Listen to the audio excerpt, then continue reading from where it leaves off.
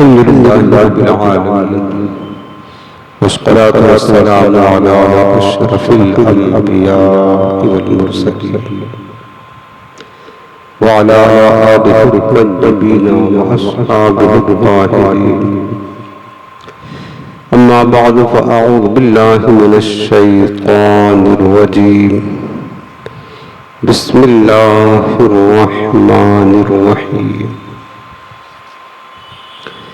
الذين يتبعون الرسول النبي الأمي الذي يجدونه مكتوبا عندهم في التوراة والإنجيل يأمرهم بالمعروف وينهاهم عن المنكر ويحل لهم الطيبات ويحرم عليهم الخبائث ويضع عنهم إصرهم والأغلال التي كانت عليهم إلى آخر الآية.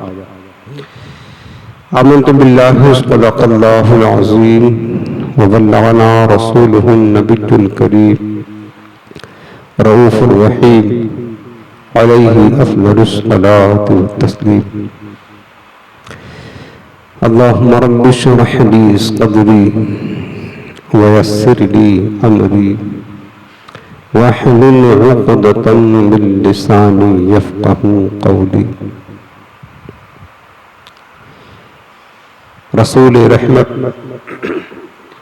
مالک جنت، شفیع امت، سراپا جود و سخاوت، باعث خیر و برکت، صلی اللہ تعالی علیہ وآلہ وسلم ارشاد فرماتے ہیں: انی لأعرف حجرا بمکہ کان یسلم علیہا قبل ان ابعث.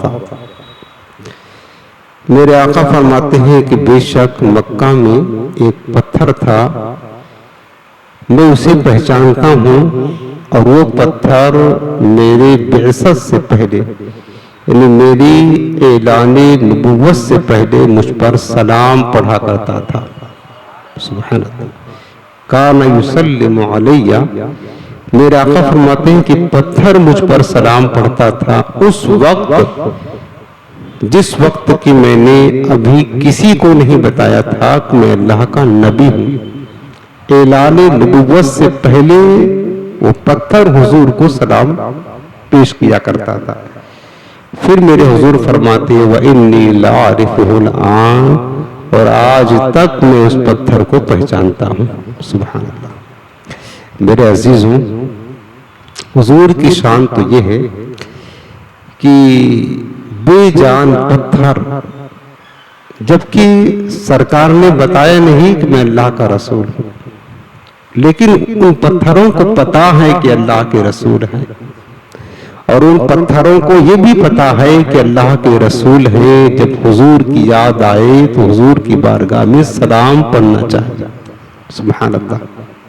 کس نے بتا دیا تھا؟ اس پتھر کو یہ شعور کہاں سے آ گیا تھا؟ یہ معرفت کہاں سے مل گئی؟ یہ سلیقہ کہاں سے آ گیا کہ ان پتھروں کو پتا ہو کہ اللہ کے رسول ہیں، اور پھر اللہ کے رسول ہیں ان پر سلام پڑھنا چاہیے. وہی بات ہے. میرے آقا علیہ السلام حدیث پاک میں فرماتے ہیں کہ ما من شجر ولا حجر الا يعرف انی رسول اللہ. آقا فرماتے ہیں کہ کائنات کے ہر شے پہچانتی ہے کہ میں اللہ کا رسول ہوں. تو لہذا جب ایک بے جان پتھر حضور کی بارگاہ میں سلام پڑھتے ہیں تو امتی کو زیادہ حق ہے کہ اپنے آقا کی یاد آئے تو حضور کی بارگاہ میں کثرت کے ساتھ سلام بھی پڑھے اور درود پاک بھی پڑھے. آج یہ نہایت ہی محبت کے ساتھ دل لگا کر اپنے رحمت والے آقا کی بارگاہ میں گنبد خضرا کا پرنور تصور اپنے ذہن و فکر میں بسا کر آنکھوں کو بند کر کے سروں کو جھکا کر نہایت ہی تعظیم و ادب کے ساتھ درود و سلام کا نذرانہ پیش کریں. والصلاة والسلام علیک یا رسول اللہ وعلی آلک واصحابک یا حبیب اللہ. अस्सलातु वस्सलामु अलैका या नबी अल्लाह व अला आलिका व अस्हाबिका या नूर अल्लाह। हाज़रीन मोहतरम, हफ्तावारी इस्लाही बयान का सिलसिला है और आज हम बात करेंगे इस बयान में नबी उम्मी की इल्म की शान। इससे पहले एक महफिल इस मौजू पर बयान हो चुकी और कुछ बातें बाकी रह गई थी, तो हमने कहा कि हुजूर अलैहिस्सलाम के इल्म मुबारक के बारे में और मालूमात हमें हासिल हो जाए, ताकि आज चूंकि ये फितनों का दौर है और जिसको जो मर्जी आती है बगैर दलील के, बगैर तहकीक के, अपनी जहालत, नादानी और बुग़्ज़ रिसालत के सबब वो जो है ना अपनी गंदी ज़बान से बकवास करता रहता है। पिछले दिनों आपको मैंने अर्ज किया था और आज भी ये बदमज़हबों का अक़ीदा है और सिर्फ अक़ीदा तक महदूद नहीं है, बल्कि अपनी नापाक ज़बान से ये कहते हैं कि हमारे नबी को लिखना पढ़ना आता नहीं था, माज़अल्लाह रब्बिल आलमीन।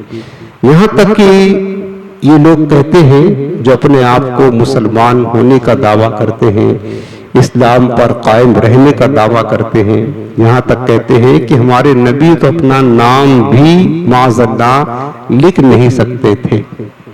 ये कहते हैं, खुलेआम कहते हैं कि हमारे नबी जो है ना पढ़े लिखे नहीं थे, अनपढ़ थे, माज़अल्लाह रब्बिल आलमीन। इसलिए मैं आप लोगों को बार बार ये ताकीद करता हूँ, मेरे अजीजों, खुदा के वास्ते अपने दीन का इल्म सीखे, वरना अगर हमारे पास इल्म ना होगा तो किसी की भी बात हम सुन लेंगे, अगरचे वो हमारे नबी की शान के खिलाफ हो, अगरचे हमारे दीन के खिलाफ हो, कुरान के खिलाफ हो, अगर वो बात हमारे दिमाग में बैठ गई और हमने उसको कबूल कर लिया तो फिर याद रखना हमारा बेड़ा गर्क हो जाएगा, अकीदा हमारा बर्बाद हो जाएगा और हमें पता भी न चलेगा। इसलिए जरूरी है कि अपने दीन का इल्म हासिल करे, उलमाए अहले सुन्नत, उलमाए हक के साथ राब्ता रखे, दीनी मालूमात हासिल करते रहें। इस तरह की महफिलों में आते जाते रहेंगे तो इंशाअल्लाह आपको जब इल्म रहेगा तो कोई भी बदमज़हब बेदीन आपका अकीदा खराब नहीं कर सकता है। इस सिलसिले में आज बड़ी प्यारी और अहम मालूमात आपकी खिदमत में मैं देना चाहता हूँ। ये जो बदमज़हब हुजूर अलैहिस्सलाम को अनपढ़ कहते हैं, माज़अल्लाह रब्बिल आलमीन, जानते हो उन्होंने कुरान अजीम की एक आयत का सहारा लेकर गलत तशरीह करके, उसका गलत तर्जुमा करके ये बात उन्होंने कही है। कुरान पाक में हुजूर नबी करीम सल्लल्लाहु अलैहि वसल्लम की एक शान बयान की गई है, एक सिफत। वो सिफत क्या है कि हुजूर नबी ये उम्मी है, उम्मी नबी है।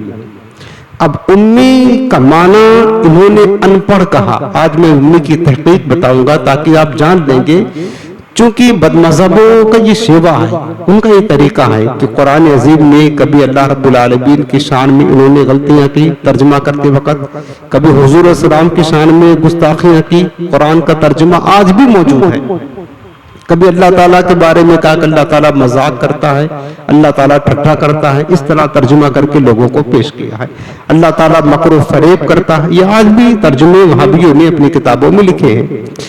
तो हुजूर अलैहिस्सलाम की शान में भी इस तरह की जब आयात आती हैं जिसका माना जो वो करते हैं वो नहीं होता हकीकतन, लेकिन अब बुग़्ज़ रिसालत की वजह से वो इसी तरह के तर्जुमा करते हैं ताकि हमारे आका अलैहिस्सलाम की शान अक़दस में कमी की जाए। और हुजूर अलैहिस्सलाम की शान अक़दस में कमी करने की वजह से वो इस तरह गलतियां बारहा करते रहते हैं। तो जो लफ्ज़ उम्मी है कुरान आज़िम में लिखा है, वो मैंने सूरह आराफ की आयत करीमा पढ़ी ही खुतबा के बाद। सबसे पहले उसका मैं तर्जुमा आपको सुनाता हूँ, फिर मैं आपको बताता हूँ कि उम्मी का माना क्या है। अल्लाह रब्बुल आलमीन ने इरशाद फरमाया कि अल्लज़ीना यत्तबिऊना रसूलन नबिय्यल उम्मी, वो लोग जो पैरवी करते हैं उस रसूल की जो नबी है और उम्मी है। یہ جو آیت کریمہ ہے سورہ اعراف کی، اس آیت میں اللہ نے اپنے محبوب کی 9 خوبیوں کا بیان کیا۔ رسول کسے کہتے ہیں؟ رسول کہتے ہیں خدا کی طرف سے بھیجا گیا وہ پیغمبر، وہ ہستی جو اللہ نے بندوں کی ہدایت کے لیے بھیجا ہو، اس کو کہتے ہیں رسول۔ رسول کی معنی ہوتا ہے اللہ کی طرف سے بندوں کی طرف ہدایت کے لیے بھیجے جانے والی شخصیت اور ہستی کا نام رسول ہے۔ نبی کسے کہتے ہیں؟ چونکہ حضور کی ایک صفت کیا ہے؟ نبی ہے، اور قرآن میں لفظ نبی کا بار بار ذکر آتا ہے، یا ایھا النبی انا ارسلناک شاہدا ومبشرا ونذیرا۔ تو نبی یہ عربی لفظ ہے، نبی بنا ہے نبأ سے۔ نبأ کا معنی ہوتا ہے خبر۔ یسألونک عما یتساءلون عن النبأ العظیم، بڑی خبر کے بارے میں لوگ آپ سے سوال کرتے ہیں۔ تو نبی کس سے بنا ہے؟ نبأ سے، اور نبأ کے معنی ہوتا ہے خبر۔ اب نبی کا معنی کیا ہوا؟ خبر دینے والا۔ نبی کا معنی کیا ہوتا ہے؟ خبر دینے والا۔ لیکن امام اہل سنت سیدی اعلیٰ حضرت نے جو ترجمہ کیا ہے نبی کا، وہ فرماتے ہیں کہ نبی کا معنی ہوتا ہے غیب کی خبر دینے والے کو نبی کہتے ہیں۔ چونکہ نبی جو خبر دیتا ہے تو کس چیز کی خبر دیتا ہے؟ نبی خبر تو دیتا ہے، کس چیز کی؟ نبی کی اکثر جو خبریں ہیں جو امت کو نبی دیتا ہے، اکثر خبریں غیب کی ہوا کرتی ہیں۔ نبی نے خبر دیا اللہ ہے، تو اللہ کو تو ہم دیکھتے نہیں ہیں، اللہ تو غیبوں کا غیب ہے۔ نبی نے خبر دیا جنت کی، دوزخ کی، قیامت کی، میزان کی، پرصراط کی، حشر و نشر کی، برزخ کی، ہر چیز کی خبر دیا۔ کیا یہ چیزیں غیب ہیں یا مشاہدہ میں ہیں؟ ساری چیزیں غیب ہیں۔ نبی کریم علیہ السلام نے خبر دیا قرب قیامت یہ فتنے واقع ہوں گے، دجال آئے گا، امام مہدی آئیں گے، یاجوج ماجوج کا خروج ہوگا، جتنی نشانیاں بتائی ہیں یہ ساری چیزیں پردے غیب ہے۔ تو نبی کی زیادہ تر جو خبر ہوتی ہے وہ خبر دینے والے ہستی کو نبی کہتے ہیں، اور ان کی زیادہ خبر جو دیتے ہیں اپنی امت کو وہ غیب کی خبریں ہوتی ہیں۔ اسی لیے امام رسول نے فرماتے ہیں کہ نبی کا معنی ہوتا ہے غیب کی خبر دینے والا۔ اب بتاؤ میرے عزیزوں، خبر دینے والا کیا وہ ان پڑھ ہوگا؟ کیا وہ جاہل ہوگا؟ اگر وہ ان پڑھ ہو، جاہل ہو، جیسا کہ بعض لوگ بد مذہب سمجھتے ہیں، تو وہ خبر کس چیز کی دے رہا ہے؟ خبر دینے والا خود پہلے باخبر ہوتا ہے، تب جا کر کے وہ خبر دیتا ہے۔ پھر نبی کا معنی وہی ہوتا ہے باخبر۔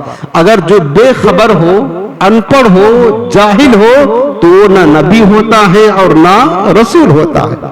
نبی کہتے ہی اس کا معنی ہی ہوتا ہے باخبر، جو خبردار ہو، خبر رکھتا ہو، خبر دینے والا ہو۔ اور خبر کب دے گا؟ جب اس کے پاس خود علم ہوگا۔ علم ہوگا۔ اگر نبی سے علم کو ختم کر دیا جائے کہ نبی معاذ اللہ جاہل تھے، ان پڑھ تھے، تو ان کی نبوت کا انکار لازم آئے گا۔ چونکہ نبی باخبر کو کہتے ہیں اور ان پڑھ بے خبر کو کہتے ہیں، تو اگر تم نے نبی کو بے خبر کہہ دیا یعنی ان پڑھ جس کو خبر نہ ہو، تو اس کا مطلب یہ ہے کہ نبی کی نبوت کا انکار ہو گیا، اور نبی کی نبوت کا انکار کرنا کفر ہے۔ ٹھیک ہے؟ اس کے بعد یہ دو صفت، الذین یتبعون الرسول النبی الامی، اللہ نے فرمایا کہ جو اتباع کرتے ہیں رسول کی، نبی کی، امی کی۔ امی، اب امی کا معنی کیا ہے؟ اس امی پر جو ظالموں نے غلط ترجمہ کر کے میرے نبی کو ان پڑھ بتایا۔ امی کا دو معنی ہوتا ہے، پہلے سمجھے، میں اس کی پوری تفصیل آپ کو بتاؤں گا۔ امی کا ایک معنی ہوتا ہے ان پڑھ بھی، اور ایک معنی ہوتا ہے امی اس ہستی کو کہتے ہیں جس نے پڑھا کسی سے نہیں ہو لیکن خبریں ساری کائنات کو رکھتا ہو، اس کو امی کہتے ہیں۔ یعنی اگر یہ لفظ امی عام لوگوں کے لیے بولا جائے اس کے لیے عیب ہے، ان پڑھ کے معنی میں آتا ہے، یعنی جو پڑھا لکھا نہ ہو अंगूठा छाप जिसको बोलते हैं। लेकिन ये नबी, ये उम्मी लफ्ज अगर किसके लिए बोला जाए, आम लोगों के लिए बोला जाए, जैसा कि कुरान में अहले अरब के लिए अल्लाह ने बोला है, वल्लदी बासा फिल उम्मीयीना रसूलन मिनहुम, सूरह जुमा में अल्लाह पाक ने फरमाया वही रब है जिसने अनपढ़ों में उम्मीयीन, ये उम्मी की जमा है।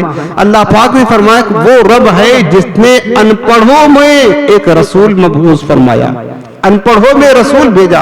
अब यहाँ पर चूंकि उम्मी जिसको कहा गया है वो अहले अरब थे, वो पढ़े लिखे ना थे, अनपढ़ थे, तो ये लफ्ज़ उम्मी अगर नबी के अलावा किसी और के लिए इस्तेमाल हो उसके लिए ये ऐब है, अनपढ़ का माना होगा। लेकिन अगर ये उम्मी नबी के लिए इस्तेमाल हो, इसका मतलब ये होता है कि ये वो नबी है जिसने कायनात में किसी से नहीं पढ़ा लेकिन खबरें सारी कायनात को रखते हैं। ये इनकी खूबी होगी, ये इनकी खूबी होगी।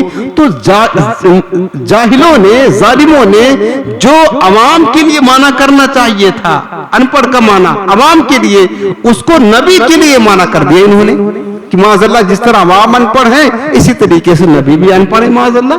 हालांकि अल्लाह ने नबी की शान क्या बताई, वल्लज़ी बअसा फिल उम्मिय्यीना रसूलन मिनहुम यतलू अलैहिम आयातिही व युज़क्कीहिम व युअल्लिमुहुमुल किताब वल हिकमा। रब ने फरमाया कि मेरे नबी अनपढ़ों में तशरीफ लाए, जो कुरान की तिलावत भी करते हैं, तुम्हें कुरान पढ़ करके सिखाते हैं, सुनाते हैं, और तुम्हारे दिल को सुथरा भी करते हैं, व युअल्लिमुकुम, और तुम्हें तालीम भी देते हैं, हिकमत की, किताब की तालीम देते हैं, और मुअल्लिम बन करके तशरीफ लाए। तो अब जो बताओ मेरे अजीजों, जो मुअल्लिम होगा, अनपढ़ों को पढ़ाने के लिए जो आएगा, क्या वो अनपढ़ आता है? अनपढ़ों को पढ़ाने के लिए किसी अनपढ़ को रखा जाता है कि पढ़े लिखे को रखा जाता है? आप अपने स्कूल में टीचर रखें तो अनपढ़ को रखेंगे? नहीं। तो हुजूर की शान तो ये बताई रब्बुल आलमीन ने, वो अनपढ़ों में आए, किस लिए आए? वयुअल्लिमुहुम, इनको तालीम देने के लिए आए, इनको पढ़ाने के लिए आए। तो जो मुअल्लिम होता है वो पढ़ा लिखा होता है, बाखबर होता, अनपढ़ कभी मुअल्लिम नहीं होता। तो अब ये उम्मी जो लफ्ज है, अगर किसी गैर के लिए बोला जाए, नबी के अलावा अवाम के लिए, तो इसका माना अनपढ़ होगा, जाहिल होगा, ये उसके लिए ऐब होगा। लेकिन अगर यही उम्मी का लफ्ज मुस्तफा के लिए बोला जाए, इसका मतलब होता है कि बेपढ़े, यानी मखलूक में किसी से पढ़ा नहीं है, लेकिन तालीम पूरी कायनात को देते हैं, मुअल्लिम कायनात है। ये मेरे मुस्तफा की खूबी होगी। तो इन जालिमों ने हुजूर की जो खूबी थी, चूंकि अपनी आदत के मुताबिक जहां हुजूर की कमाल और सिफात हजम नहीं होता है ना, इनसे बुग़्ज़ है, हजम होता नहीं है, तो हुजूर के कमाल और सिफात वाली जो बात होती है उसको घटा करके अपनी जाहिलाना और अहमकाना जो है ना अक्ल से वो ऐसा तर्जुमा करते हैं ताकि नबी की शान बुलंद ना हो, कमाल का इज़हार ना हो, बल्कि जो है ना नक्स और तनकीस और कमी नजर आए। इस तरीके से ये बयान करते हैं। यानी जो अवाम के लिए तर्जुमा करना चाहिए था वो तर्जुमा इन्होंने हुजूर के लिए कर दिया। अब आप बताओ, अल्लाह ने इस आयत में जो मैं आपको सुना रहा हूं, अल्लज़ीना यत्तबिऊना रसूलन नबिय्यल उम्मी, वो लोग जो पैरवी करते हैं रसूल की, नबी की, उम्मी की। और ये उम्मी की सिफत अल्लाह ने पिछली किताबों में अल्लज़ीना यजिदूना मक्तूबन इंदहुम फित तौरात वल इंजील, ये नबी उम्मी की सिफत अल्लाह ने तौरात और इंजील में भी लिखा हुआ था। अब उसके बाद फरमाया कि अमरुहुम बिल मारूफ, ये नबी उम्मी भलाई का हुक्म देते हैं, वह नाम अनिल मुनकर, बुराई से रोकते हैं। उसके बाद अल्लाह फरमाते हैं कि वयदअनहुम, इनके बोझ को उतारते हैं, और क्या कहते हैं, इनके यानी मुश्किल कुशाई अल्लाह ने जिक्र फरमाया कि हलाल भी करते हैं और क्या कहते हैं हराम भी करते हैं, और लोगों से इनकी मुश्किल कुशाई करते हैं, इनकी परेशानियां दूर करते हैं। नबी भी है, रसूल भी है, उम्मी भी है, 9 खूबियां अल्लाह ने बयान फरमाई। अब बताओ, जिस जगह रब ने 9 खूबियां बताई हो, ये रसूल भी है, नबी भी है, और हलाल भी करते हैं पाकीज़ा चीजों को, और खबीस चीजों को हराम भी करते हैं, लोगों से उनके बोझ भी उतारते हैं, लोगों की मुश्किल कुशाई भी करते हैं, 9 खूबियां बताई। क्या अल्लाह ने उम्मी कह के ये बता दिया कि हाँ साथ साथ क्या अनपढ़ भी है? کیا اللہ تعالیٰ یہ بتانا چاہتا ہے؟ یعنی 9 خوبیاں بتانے کے بعد پھر کیا اللہ فرماتا کہ یہ امی بھی ہے، مطلب یہ ان پڑھ بھی ہے، تو کیا ان پڑھ حضور کے لیے خوبی ہوئی؟ یہ تو عیب ہوا۔ تو لہٰذا پتا چلا کہ جو رب نے فرمایا ہے وہ مقصد نہیں ہے، امی بتا کر کے رب نے یہ فرمایا کہ یہ وہ مبارک ہستی ہے میرے محبوب جس نے کائنات میں کسی سے نہیں پڑھا، الرحمن علم القرآن، میرے مصطفیٰ کا جو استاذ ہے وہ رحمان ہے۔ اور صحابہ نے حضور سے پوچھا یا رسول اللہ من ادبکا، آپ کو تعلیم و تربیت کس نے دیا؟ صحابہ نے پوچھا، میرے آقا نے فرمایا کہ ادبنی ربی فاحسن تعدیبی، مجھے تعلیم و تربیت تو صرف میرے رب نے دیا اور بڑی اچھی تعلیم و تربیت دیا۔ سبحان اللہ، سبحان اللہ۔ اور اس کے بعد حضور کی شان میں قرآن نے کیا فرمایا؟ وَيُعَلِّمُكُمْ مَا لَمْ تَكُونُوا تَعْلَمُونَ، یہ نبی کی امی تمہیں ان چیزوں کی تعلیم دیتے ہیں جن کو تم جانتے بھی نہیں ہو، جن کو تم جانتے بھی نہیں ہو، وہ سب کچھ ہر چیز کی تعلیم دیتے ہیں۔ تو جو اتنا بڑا معلم کائنات ہو اس کو معاذ اللہ یہ کہنا اس کی شان میں کہ یہ جاہل تھے، یہ ان پڑھ تھے، ان کو اپنا نام نہیں لکھنا آتا تھا، صحابہ قرآن لکھتے تھے، قرآن میں غلطیاں معاذ اللہ کر دیا، حضور کو پتہ ہی نہیں چلتا تھا، کتنی بڑی جرأت ہے، کتنی بڑی گستاخی ہے، کتنا بڑا الزام حضور کی ذات پر لگایا گیا، کتنی بڑی تہمت ہے۔ اور یہ تہمت صرف حضور پر نہیں رب پر جا کر کے لگے گا کہ رب نے پڑھایا اپنے محبوب کو، پھر رب نے کیسی تعلیم دی مصطفیٰ کو، کیسا پڑھایا؟ یعنی رب کا پڑھانا معاذ اللہ ناقص ہو گیا کہ رب نے ایسا پڑھایا کہ حضور قرآن لکھا رہے ہیں اور غلطیاں ہو رہی ہیں، پتہ ہی نہیں چل رہا، معاذ اللہ رب العالمین۔ یہ کیسی بات ہوئی؟ تو میرے عزیزوں، اس لیے ضروری ہے کہ ہم اپنے دین کا علم حاصل کریں۔ میرے مصطفیٰ کی شان امی ہے۔ اب میں آپ کو امی کا معنی اور بتاتا ہوں، امی کہتے کس کو ہے؟ ایک معنی آپ سمجھ گئے، امی کے معنی جب حضور کے لیے استعمال ہوگا اس کا معنی کیا ہوگا؟ بے پڑھے، جو اعلیٰ حضرت نے ترجمہ فرمایا ہے، مطلب یہ ہے کہ مخلوق میں کسی سے نہیں پڑھا۔ امی اس ہستی کو کہتے ہیں مخلوق میں کسی سے نہیں پڑھا لیکن خبریں ساری کائنات کی رکھتے ہیں۔ امی جو لفظ ہے، امی یہ بنا ہے ام سے، عربی کا لفظ ہے، ام کی معنی ہوتا ہے ماں، ان کی کیا معنی ہوتا ہے؟ ماں۔ اب امی کا معنی ہوتا ہے ماں والا۔ اب معنی یہ بنے گا جب یہ نبی امی کی شان کہ وہ نبی امی وہ نبی ہیں جو ماں کی پیٹ سے سب کچھ پڑھ کر کے تشریف لائے ہیں، ماں والا۔ ام کہتے ماں کو، جب ہم کہیں گے امی تو ماں والا، مطلب یہ ہوگا اس کا کہ یہ نبی وہ امی نبی ہیں جنہوں نے کائنات میں کسی سے نہیں پڑھا، سب کچھ اپنے ماں کے پیٹ سے پڑھ کر کے تشریف لائے، سب کچھ ماں کے پیٹ سے پڑھ کر کے تشریف لائے ہیں۔ اس مناسبت سے حضور کو نبی امی کہا جاتا ہے۔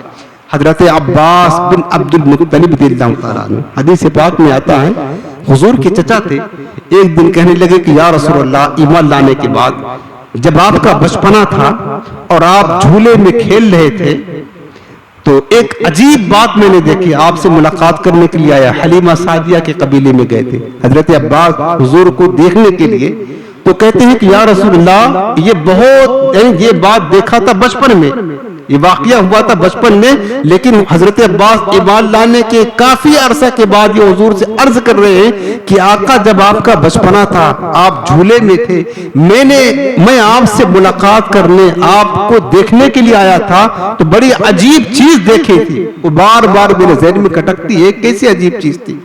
حضور نے پوچھا چچا کیا چیز دیکھا تھا؟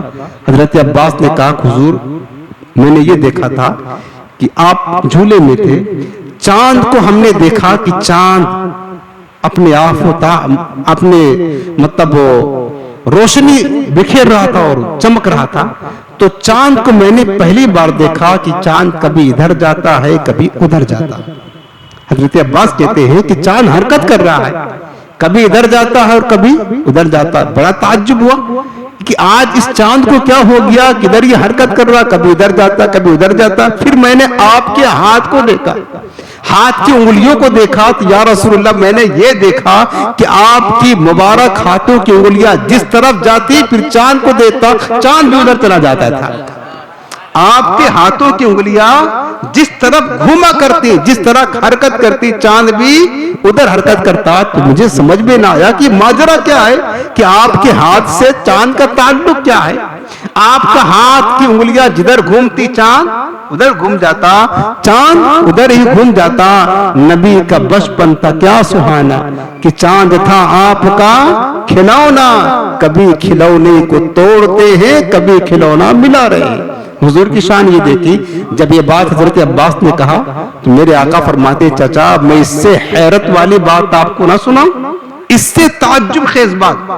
تو عرض کیا حضور فرمائے. میرے آقا فرماتے چچا تمہیں اس پر تعجب ہو رہا ہے کہ میرے ہاتھ کے اشارے پر چاند حرکت کر رہا تھا جب میں اپنی ماں کے بطن میں تھا، ان کے شکم میں تھا. تو تقدیر الہی کی جو قلم لوہے محفوظ پر چلا کرتی تھی اس قلم کی آواز میں اپنے ماں کے پیٹ میں رہ کر کے سنا کرتا تھا. تقدیر کی قلم لوہے محفوظ میں جو چلتا تھا، میرے آقا فرماتے میں اپنے ماں کے پیٹ میں رہ کر کے اس قلم کی آواز کو سنا کرتا تھا. علم کا سارا انتہا لوہے محفوظ ہے. یہ حضور کے ہے نبی امی، یعنی وہ نبی جو ماں کے پیٹ سے سب کچھ پڑھ کر کے آئے ہیں، کسی سے پڑھنے کی ضرورت نہیں رہی. ایک معنی یہ ہوا. اس کے بعد امی کا ایک معنی ہوتا اصل. امی بنا کس سے؟ ام سے. اور کا ایک معنی ہوتا اصل اور جڑ، یعنی بنیاد کو، کسی چیز کے مبدا کو، اصل کو، جہاں سے مطلب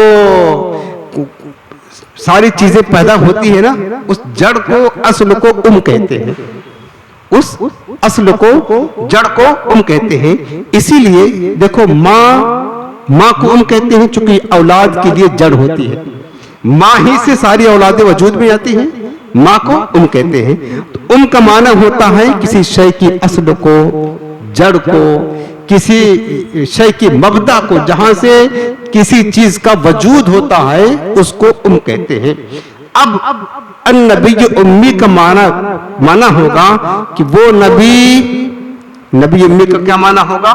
وہ نبی جو ساری کائنات کی اصل ہے، جو مبدأ کائنات ہے، اصل کائنات ہے، جو باعث تخلیق کائنات ہے، اس نبی کو نبی امی کہا جاتا ہے. اس نبی کو کیا کہتے ہیں؟ نبی امی. چونکہ یہ کائنات کی جو ساری چیزیں ہیں، لوح و قلم، عرش و کرسی، ملائکہ، حور، فرشتے، آسمان، زمین، چاند، سورج، سب کچھ کہاں سے بنا ہے؟ مصطفیٰ کے نور سے ظہور پذیر ہوا ہے. سب کچھ کائنات کی ایک ایک شے وجود کہاں سے آئی ہے، اس کی اصل کیا ہے، مبدا کیا ہے؟ وہ حضور کا نور ہے. حضرت جابر بن عبداللہ رضی اللہ تعالیٰ عنہ مصنف ابن عبد الرزاق کی حدیث پاک حضور سے پوچھتے یا رسول اللہ تعالیٰ نے سب سے پہلے کس چیز کو پیدا کیا؟ یا رسول اللہ اخبرنی ان اول شیء خلق اللہ تعالی. سب سے پہلے حضرت جابر حضور سے پوچھتے اللہ نے سب سے پہلے کیا پیدا کیا؟ میرے آقا نے فرمایا کہ اول ما خلق اللہ نوری، سب سے پہلے اللہ نے میرے نور کو پیدا کیا. وَكُلُّ الْخَلَائِقِ مِن نُورِ، اور تمام مخلوق میرے نور سے ہے. وَأَنَا مِن نُورِ اللَّهِ، اور میں اللہ کے نور سے ہوں. تو حضور علیہ السلام کے نور سے ساری کائنات کا وجود ہوا. تو سرکار کا نور اصل کائنات ہے، مبدأ کائنات ہے، کائنات کی جڑ ہے. تو حضور کو نبی امی اس لیے کہا جاتا ہے، ام کہتے ہیں اصل کو، جڑ کو. تو یہ نبی جس سے ساری کائنات کا وجود ہوا ہے، سارے کائنات کا ظہور ہوا ہے، اس نبی کو نبی امی کہتے ہیں.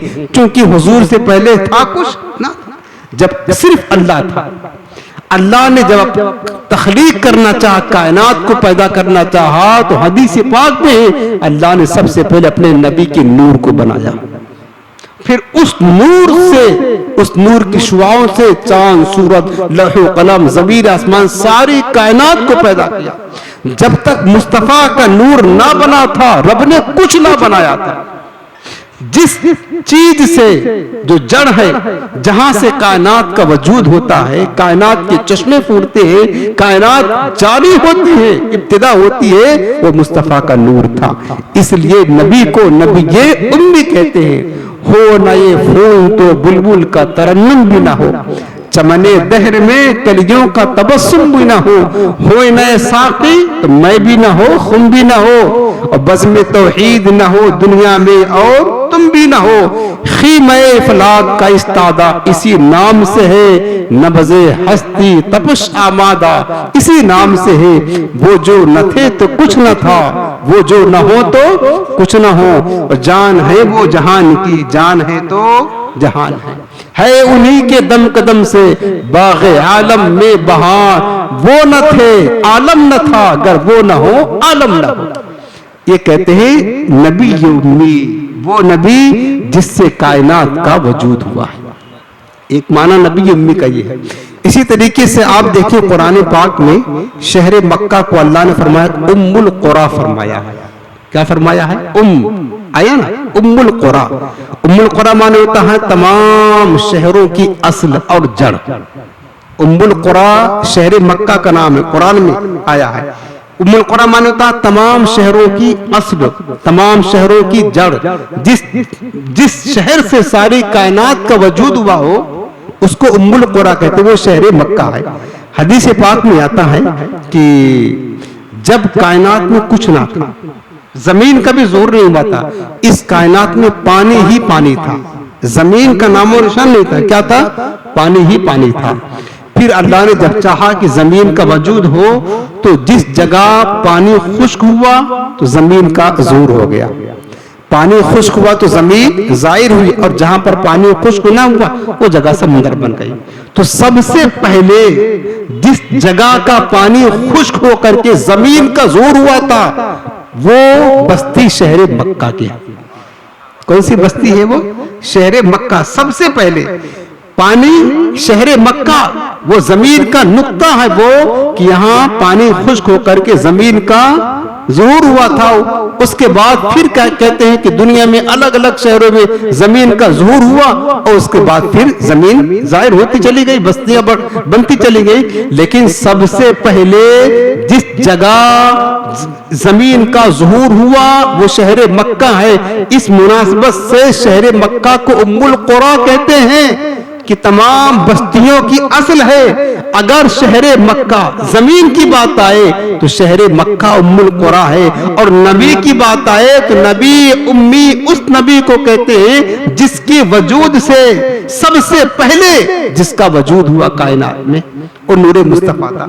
سب سے پہلے جس ہستی کا وجود ہوا، جس طرح زمین کے جس حصے کا وجود ہوا وہ ام القریٰ ہو گیا، تو وہ شہر مکہ بھی امی ہے، چونکہ سب سے پہلے اس بستی کا وجود ہوا۔ تو جس نبی محترم کے نور کا وجود سب سے پہلے ہوا کائنات میں وہ نبی امی ہو گئے۔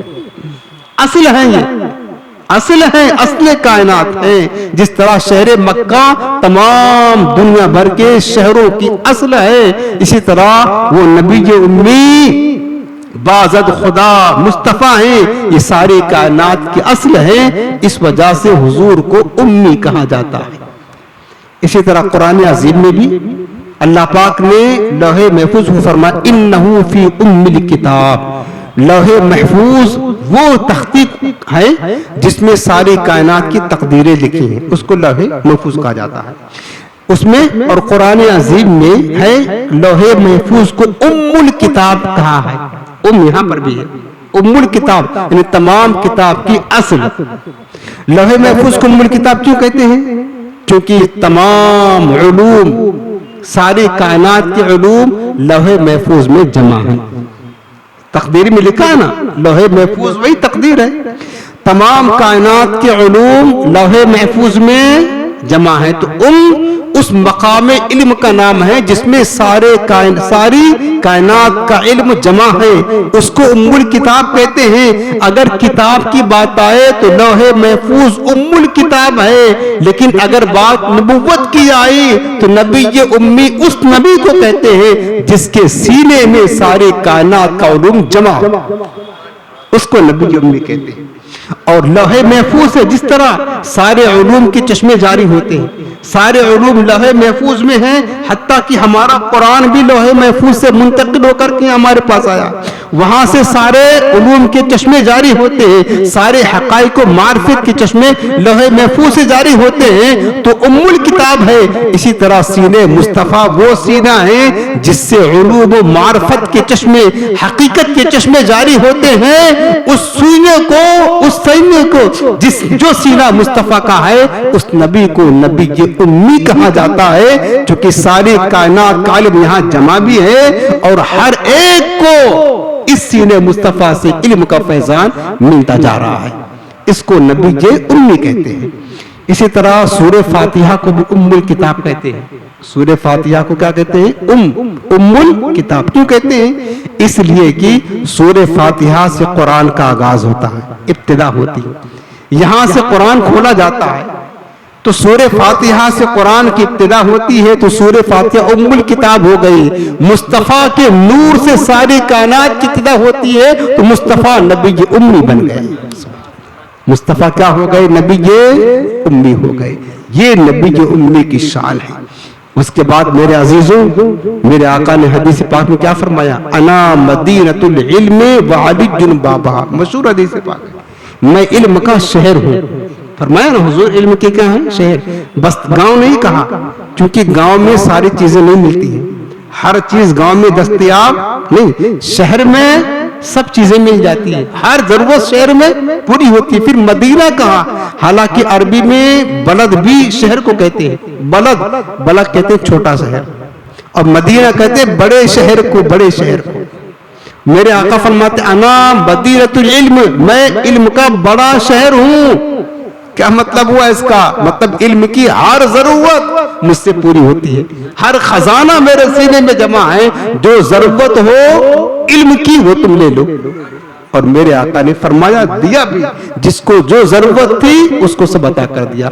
فرمایا کہ واللہ یعطی وانا قاسم، اللہ دیتا ہے میں بانٹتا ہوں۔ اور یہ جو لوگ آج حضور کے علم پر اپنی زبان درازی کرتے ہیں، میں آپ کو حدیث سنانے جا رہا ہوں کہ یہی کام دور رسالت کے منافقوں نے بھی کیا تھا۔ دور رسالت کے، اور حدیث میں ہے، تفسیر میں بھی لکھا ہے، یہی کام دور رسالت کے منافقوں نے کیا تھا۔ کیا کیا تھا انہوں نے؟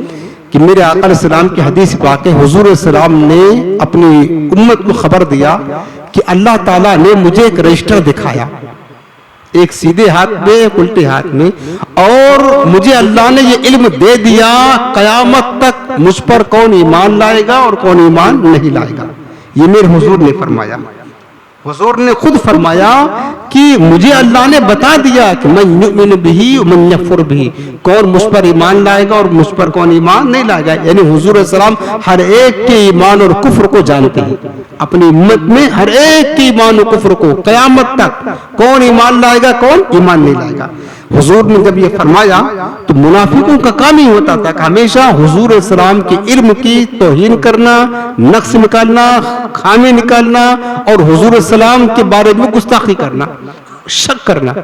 منافقوں نے اپنی مجلس میں بیٹھ کر کہا کہ یہ نبی خبر دیتا ہے کہ قیامت تک کون ان پر ایمان لائے گا کون ایمان نہیں لائے گا، اتنا ان کو علم ہے، حالانکہ ہم تو منافق ہیں، ہم تو ان کو دل سے مانتے نہیں ہیں، ان کے ساتھ رہتے ہیں، ہمیں تو جانتے ہی نہیں کہ ہم منافق ہیں، ہم کو مومن سمجھ کر بیٹھے ہوئے ہیں۔ یہ منافقوں نے اپنی مجلس میں کہا، جیسے آج کہتے ہیں نا کہ حضور کو پتہ ہی نہیں چلا کہ قرآن میں غلطیاں ہیں، یہ کہتے ہیں نا، یہی بات، یہی زبان دور رسالت کے منافقوں نے کہا، اور حدیث میں یہ آیا ہے۔ کیا کہا؟ کہ یہ نبی خبر دیتے حضور کے علم پر شک کیا۔ آج بھی شک ہو رہا ہے نا، شک نہیں، آج تو ڈائریکٹ انکار ہی ہو رہا ہے۔ انہوں نے انکار کیا، شک کیا، پھر انکار کیا۔ یہ نبی خبر دیتے ہیں کہ قیامت تک جتنے مومن اور کافر ہوگے سب کو جانتا ہوں، حالانکہ ہم تو منافق ہیں، دل سے ان کو مانتے نہیں، بس ان کے ساتھ بیٹھتے ہیں، اٹھتے ہیں، نماز پڑھتے ہیں، ہم کو مومن سمجھ رکھا انہوں نے۔ یہ بات اپنی مجلس میں کہی، حضور کے سامنے نہیں کہا، اپنے مجلس میں کہا۔ اب یہ بات میرے حضور کو پتا چلا، سرکار کو پتا چل گیا کہ منافقوں نے میرے علم پر طعن کیا ہے، شک کیا ہے، میرے علم کا انکار کیا ہے۔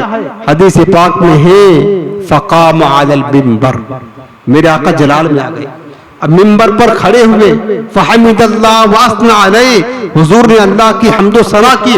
اس کے بعد حضور جلال میں آ کر فرمایا ما بال اقوام طعنوا فی علمی، ارے ان لوگوں کا کیا حال ہے جو میرے علم کے بارے میں طعن کرتے ہیں، ان کا کیا حال ہے. حضور ممبر پر کھڑے ہو کر کے صحابہ کا مجمع لگ گیا، فرماتے ان لوگوں کا کیا حال ہے جو میرے علم پر طعن کرتے ہیں، میرے علم پر شک کرتے ہیں. پھر میرے آقا فرماتے ہیں کہ سلونی اما شئتم، سلونی اما شئتم، سلونی اما شئتم. ممبر پر کھڑے ہو کر مصطفیٰ کہتے لوگوں تمہیں جو پوچھنا ہے مجھ سے پوچھ لو، جو پوچھنا ہے پوچھ لو، جو پوچھنا ہے پوچھ لو، سب تمہیں جواب دوں گا، سب تمہیں جواب دوں گا.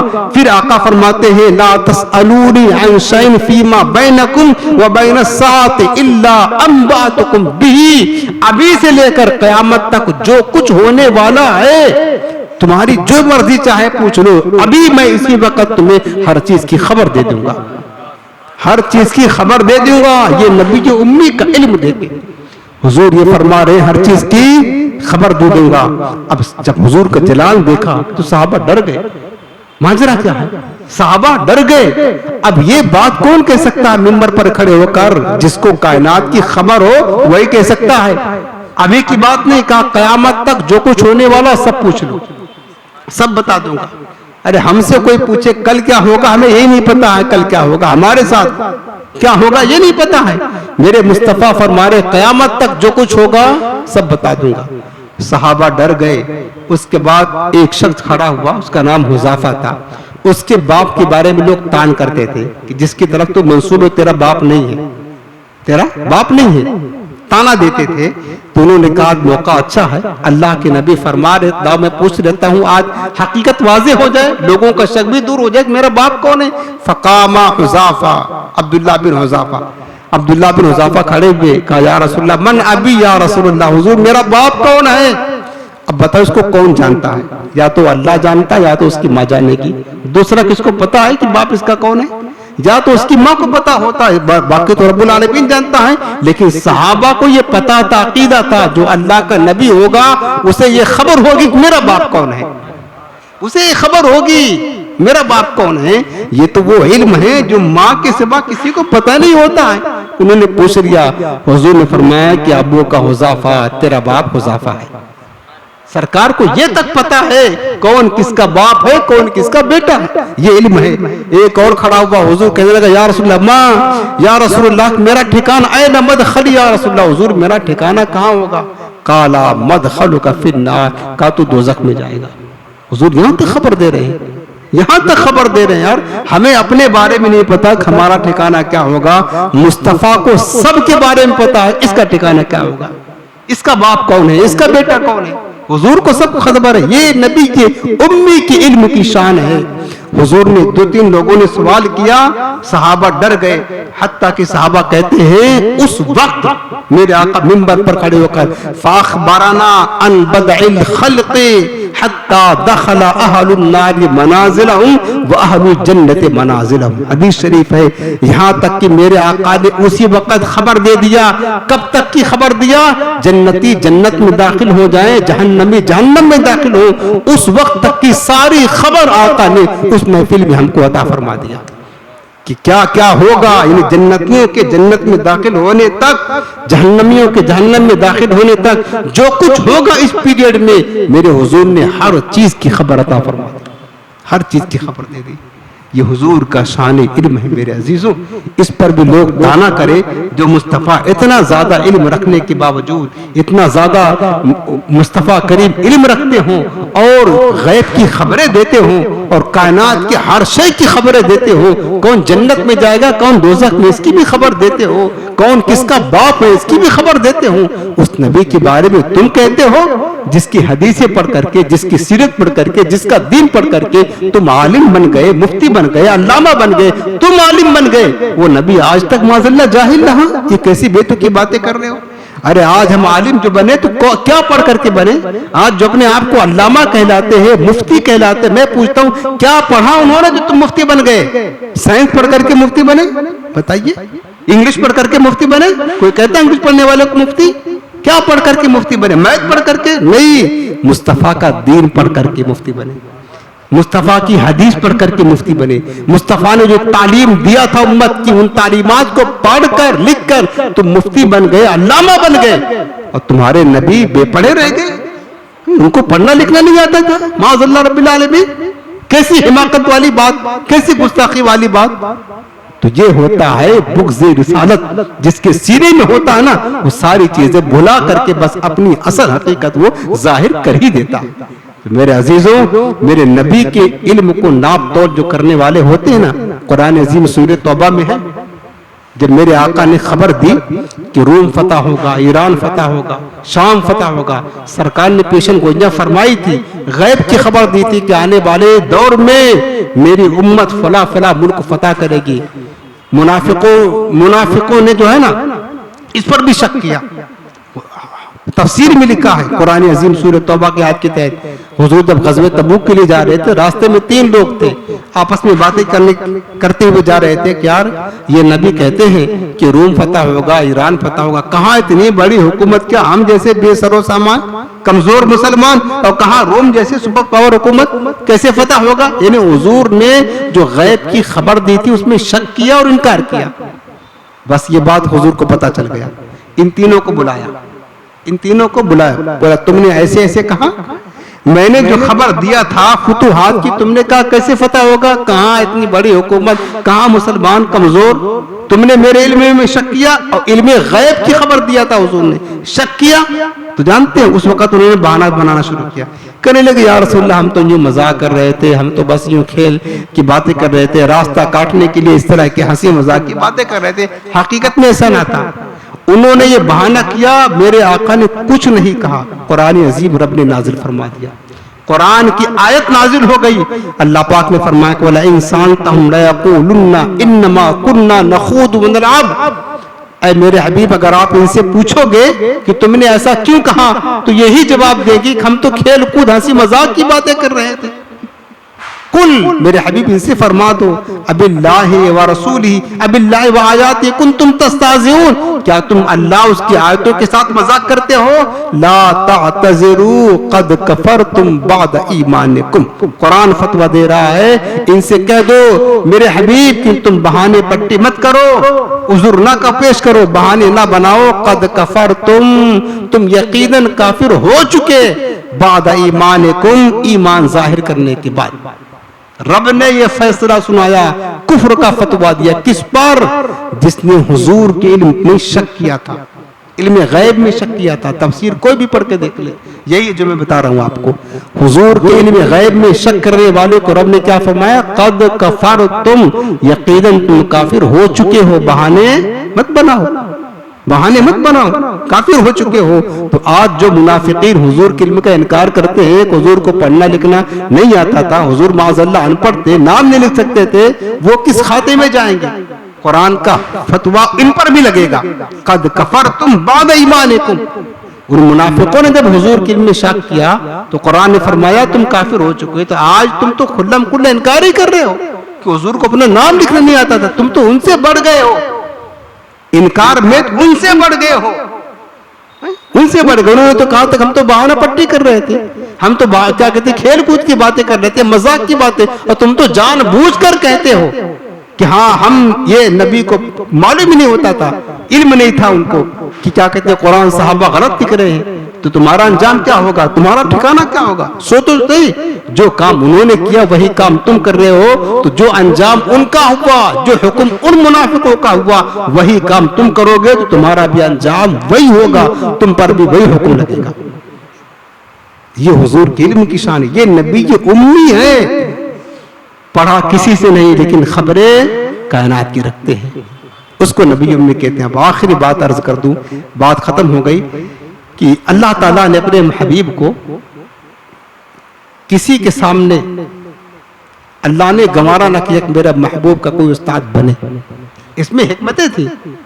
قرآن کی سب سے پہلے آیت کریمہ اقرا بسم ربک الذی خلق, رب نے پڑھا اپنے حبیب کو. اللہ تعالیٰ نہیں چاہتا تھا کہ میرے نبی کسی انسان سے پڑھے, اللہ نے خود پڑھایا. حکمت تھی, چونکہ اگر کوئی پڑھاتا حضور کو, وہی کہتا نا ہم استاد ہیں, استاد کے علم شاگردی سے زیادہ ہوتا ہے. تو اپنے آپ کو بڑا ہی چاہتا ہو کہ میں استاد ہوں, نبی ہمارے شاگرد ہیں, لہٰذا ہمارا علم زیادہ ہے. اللہ نے گوارا نہ کیا, میرے مصطفیٰ کا علم سب سے زیادہ ہے کائنات میں. پھر جو استاد ہوتا ہے اس کی تعظیم کرنا پڑتا ہے. شاگرد کو اگر حضور کسی سے پڑھتے اس کی تعظیم کرتے, حالانکہ رب نے مصطفیٰ کو اس لیے پیدا کیا کہ سارے کائنات مل کر خود میرے محبوب کی تعظیم و توقیر کرے. وَتُعَزِّرُوهُ وَتُوَقِّرُوهُ, میرے محبوب کی تعظیم و توقیر کرے. اگر حضور پڑھتے لکھتے ہوتے تو یہ منافقین, یہ کفار, یہود و نصارہ کو موقع ملتا. یہ نبی پڑھتے لکھتے تھے, لہٰذا قرآن انہوں نے پڑھ کر کے لکھ کر کے جو ہے نا بنا دیا.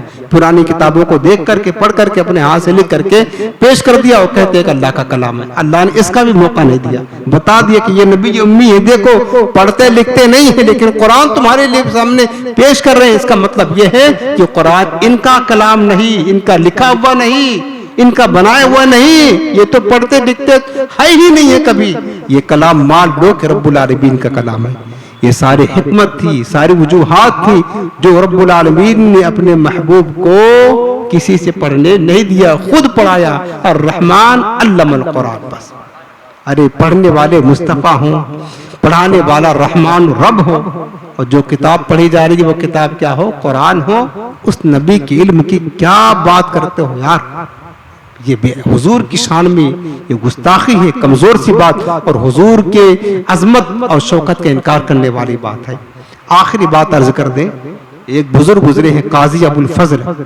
قاضی ابو الفضل رحمۃ اللہ تعالی علیہ نے ایک شخص کی تقریر سنی, تو اس تقریر میں اس نے حضور کے بارے میں کچھ کمزور سا جملہ کہا, کچھ کمزور جملہ کہا.